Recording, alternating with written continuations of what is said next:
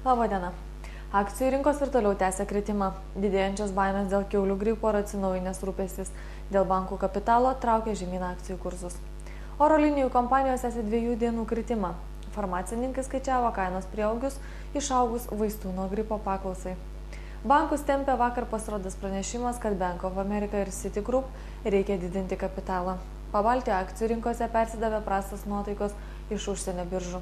Pasaulį užvaldžiusios baimės dėl būsimų kiaulių gripo padarinių ekonomikai neleido akcijų kursams kilti.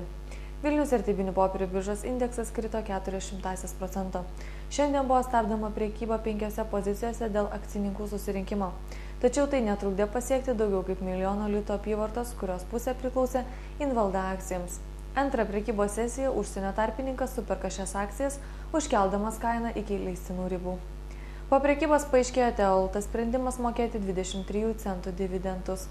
Kol vyko prekyba, tai yra iki 1 valandos, šių akcijų perleista už 1/5 milijono litų, o kaina kilo vos 1 centu.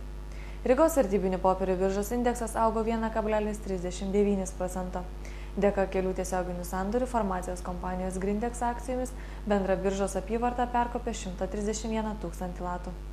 Galiausiai Talino vertybinių popierių biržos indeksas sumenko 1,74%.